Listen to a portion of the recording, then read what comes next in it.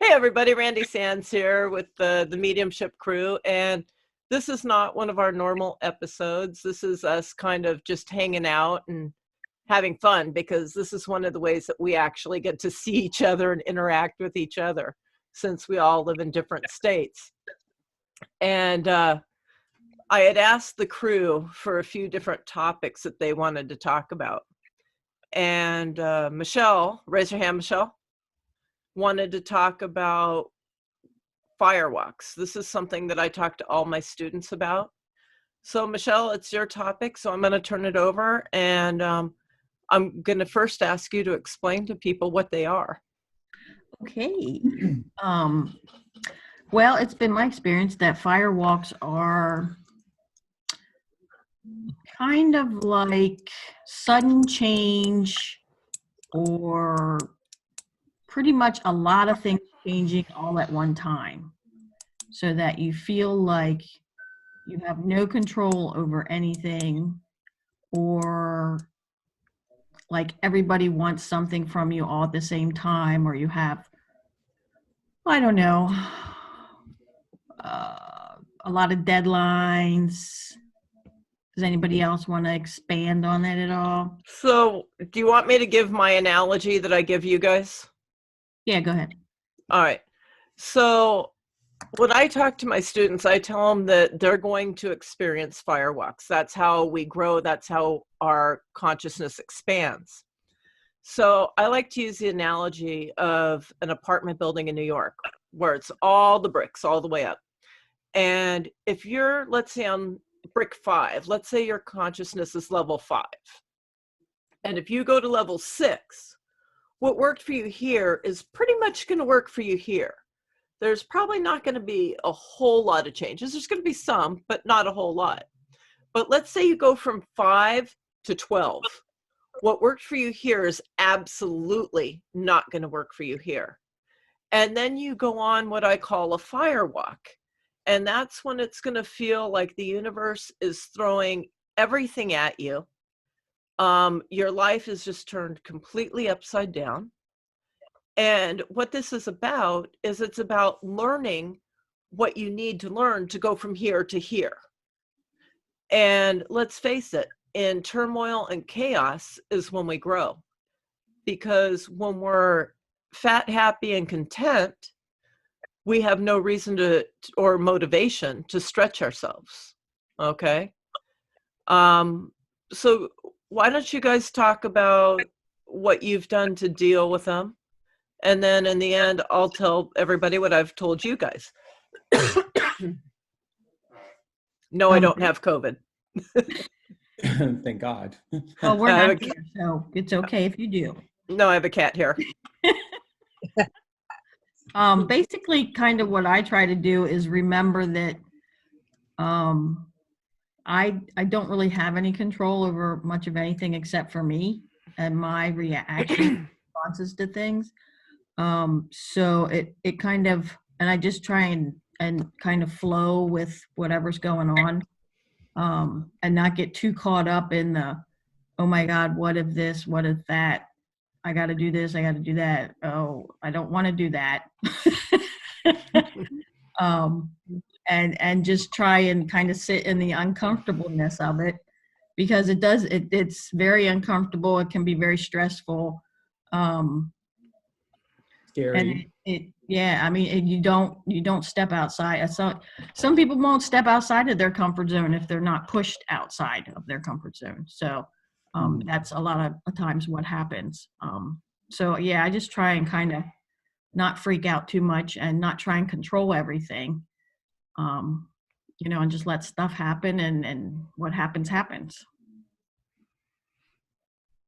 I think for me, I think too, you get to the end of it and you have to, it almost seems like the repetitive thing to every firewalk I go through is not fighting it. And then also realizing, you know what, I need to trust, just trust. I don't know, whatever your belief system is, trust that you're going to come through it, because it's that will get you through.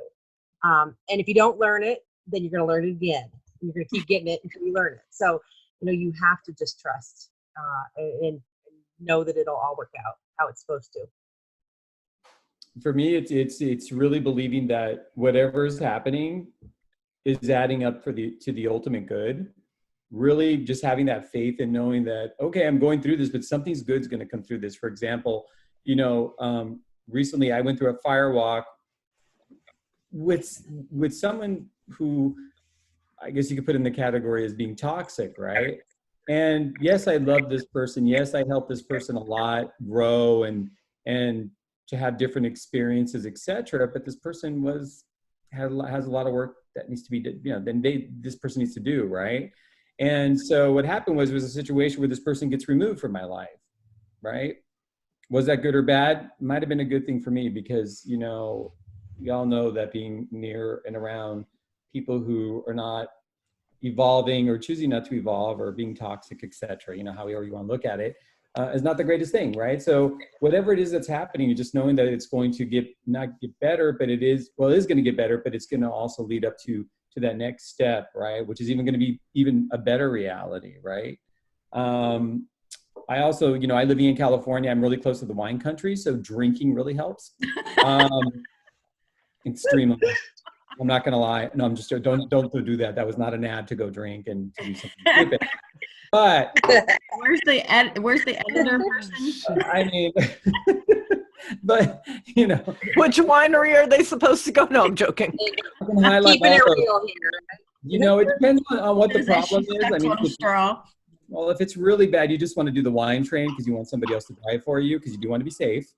They'll drop you off and you get a cab, but that's another story. Just inbox me and I'll figure that out. I think that's a really good point. I think you really have to kind of concentrate on the final outcome is going to be ultimately for your highest good.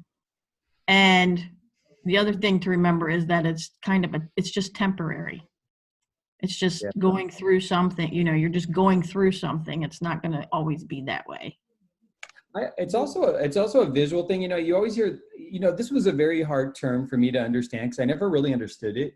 A lot of people say, oh, you need to hold a space. And I'd be like, what does that mean? Which room? I'm like, what do you mean hold a space? I don't even get what that means, You have to sit on the couch by yourself and leave. Right. And I was like, oh my God, what is this? I mean, I'm trying to be, the coolest spiritual person out there, but I really don't get this concept. But I do now. And what it is, and I try to imagine this space where everything is okay. And you just hold on to it and you just keep it there. And you don't make sure it doesn't go above your head, keep it below your, the neckline. It's all right. It's right here. I have this space where everything is fabulous. It's working out perfectly. I can already feel it. I can already visualize it. It's there. It's just, I'm getting there. I just haven't gotten there. It's in the future. And that's how I do it. Now, if that's the correct definition of holding space, not sure. But that's my definition. And it completely works for me. And I'm not being dire by any means, but there you have it. That's what I have for you. And yes, George is a little touched in the head, but that's why we love him. I had paper, and that's okay. Right? No, I do not recommend that you drink through a firewalk. Island fever when he was a child. Right? I do not recommend that you drink through a firewalk. That was a joke, and that was just a little comedy to lighten. I know you were. And that's why we love you, honey. Thank you. So here's what I tell my students. First of all, when you go on a firewalk, surrender. Surrender to it. It's going to make it far less painful. The first thing we want to do is we want to control things. We want to do damage control. We have an attachment to outcomes. Let it all go. Because here's the reality. Okay. Number one, you can't control the universe's plan. Okay. Absolutely. None of us can. It's set in stone. It's going to happen. Yes, we have free will. So that may vary how it's going to happen, but it's going to happen. You're not going to be able to do damage control because that's not part of the plan. The attachments you have, let them go, because 9 times out of 10, what you're going to get is far better than any attachment that you had. Okay. It's just, that's how it works. You're going to probably get something far better than what you thought. It just may be the way, or it may not look the way you wanted it to look. Your track record of getting through your toughest days is 100%. I know that because you're living, you're breathing, and you're watching this video. So, However, that phrase pisses me off royally when I'm in the middle of a firewalk, but it's 100% true. so Really. boom, you're watching this video, your track record's 100%. Okay. Here's the last thing I tell my students. You are going to be the first person that has the honor of meeting the new you on the other side of that firewalk. Okay. The new and improved you. And yes, I've gotten to a point where I look forward to them because why? It means more growth. It means, raising my level of consciousness more and more. We're all students until the day we die. There's none of us, I see these people say, master this, master that. None of us are masters of anything. We're all students, in my personal opinion. Okay. Other people may disagree with me, and that's fine. But in my personal opinion, we're all students until the day we die. And, in spiritualism and in mediumship as well, there is no room for ego. Ego will get you in trouble. It truly will. It's edging God out. And let me tell you something. It's like I tell my students all the time, my mediumship students, you can be the best medium you can have whatever moniker you want, the whatever medium, whatever. But let me tell you something. Don't ever let your ego get the best of you because, well, I'm going to say it outright. You are a middleman.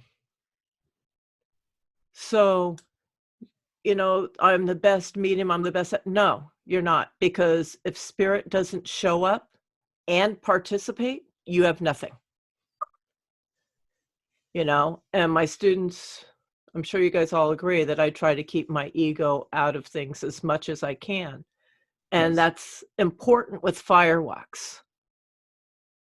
Because when we are resistant, it's because we're allowing the ego to come into play. Anybody else have anything to add? I think you summed it up really well. Covered that. Yeah. I mean, edging God out, that's a big one. When you have a firewalk, you got to believe, call it Buddha, call it divine, call it whoever you like to call it. You got to have faith, and you got to know that it's going to be okay, and it is for the ultimate good. There is a reason for all of it. We just don't Right. know it. Absolutely. And when we get in trouble, it's because our ego, we want certain things. We think we know better than the universe knows. And all you're doing is making it harder. So my best suggestion to you is sit down and say, okay, whatever has to crumble around me, let it happen.